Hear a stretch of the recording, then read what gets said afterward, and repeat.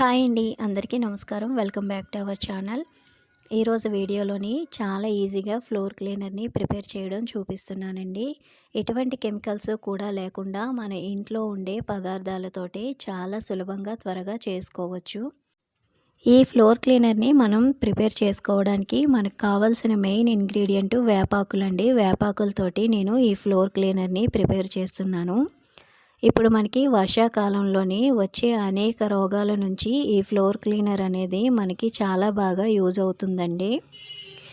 ఎటువంటి కెమికల్స్ కూడా వాడకుండా మన ఇంట్లోనే కనుక మనం ప్రిపేర్ చేసుకుంటే మనకి ఎంతో మనీ కూడా సేవ్ అవుతుంది.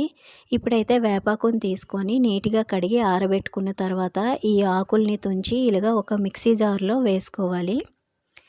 ఇప్పుడు మనం దీన్ని ఒక పేస్ట్ లాగా ప్రిపేర్ చేసుకోవాలి. మరీ మెత్తగా చేయాల్సిన అవసరం లేదండి. కొంచెం వాటర్ వేసుకొని మనం కొద్దిగా బరగ్గా మిక్సీ పట్టుకుంటే సరిపోతుంది. మిక్సీ కొంచెం పల్సిస్తూ ఆపుతూ కొంచెం బరగ్గా వేసుకుంటే సరిపోతుంది. మనకి అది మిక్సీ పట్టడానికి కొద్దిగా వాటర్ అవసరమైతే కొంచెం వేసుకోవచ్చు. చూడండి, వీడియోలో చూపిస్తున్న విధంగా ఇలా మనం మిక్సీ పట్టుకుంటే సరిపోతుంది. ఇప్పుడు నెక్స్ట్ ప్రాసెస్ చూద్దాము.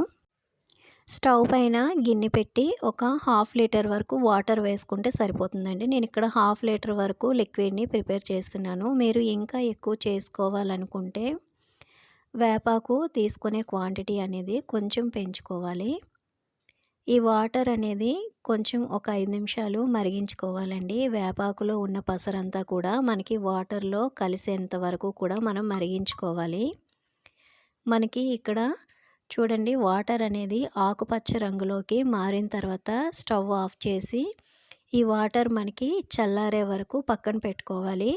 ఇప్పుడైతే లిక్విడ్ ప్రిపేర్ చేసుకోవడానికి మనకు కావాల్సిన ఇంకొక ఇంగ్రీడియంట్ స్ఫటిక అండి. ఇది తినేది కాదండి. ఈ స్ఫటిక మనకి పూజ సామాగ్రిలో కానీ లేకపోతే మామూలు కిరాణా షాపుల్లో మనకి దొరుకుతుంది. దీన్ని ఒక స్పూన్ వరకు తీసుకుంటే సరిపోతుందండి. చిన్న ముక్క తీసుకొని పౌడర్ చేసుకోవాలి. మెత్తగా మనం పౌడర్ చేసుకోవాలి. దీన్ని ఈ విధంగా పౌడర్లా చేసుకొని పక్కన పెట్టుకోవాలి. ఇప్పుడు మనకి మరిగించుకునే వేపాకు నీళ్ళు అనేవి బాగా చల్లారిపోయాయి కదా.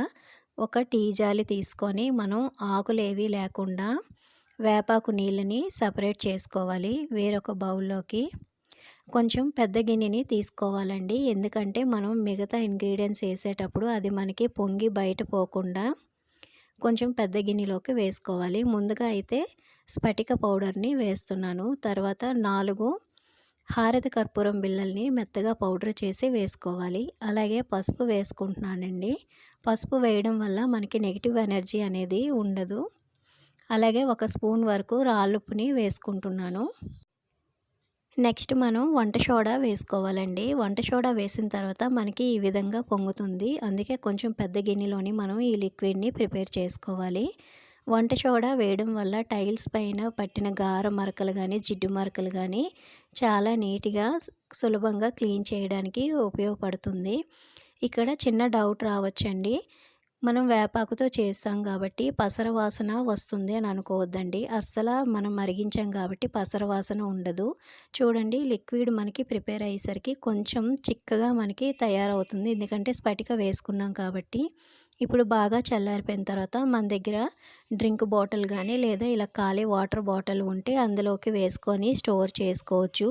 ఒక్కసారి మనం ప్రిపేర్ చేసుకున్నామంటే మనకి 2 నెలల వరకు ఈ లిక్విడ్ అనేది వస్తుందండి. ఈ లిక్విడ్ అనేది ఇంకా మీకు మంచి సువాసన రావాలంటే ఏదైనా ఎసెన్షియల్ ఆయిల్ వేసుకోవచ్చు. లేదంటే మనం బకెట్లోని ఈ లిక్విడ్ కలుపుకునేటప్పుడు అందులో కొద్దిగా కంఫర్ట్ వేసుకున్నా సరే మీకు మంచి సువాసన అనేది వస్తుందండి. మనం బకెట్లోని హాఫ్ బకెట్ వాటర్లోని ఒక మూత కప్పు లిక్విడ్ వేసుకుంటే సరిపోతుందండి. వేసిన తర్వాత ఒకసారి చేత్తో బాగా కలుపుకొని క్లీన్ చేసుకోవచ్చు. ఈ లిక్విడ్తోని కిచెన్లోని టైల్స్ కూడా క్లీన్ చేసుకోవచ్చండి. వేపాకు అనేది మన చర్మానికి ఆరోగ్యానికి చాలా మంచిదండి. ఈ వీడియో కనుక నచ్చినట్లయితే తప్పకుండా లైక్ చేసి సబ్స్క్రైబ్ చేసుకోండి. థ్యాంక్ యూ ఫర్ వాచింగ్ అండి.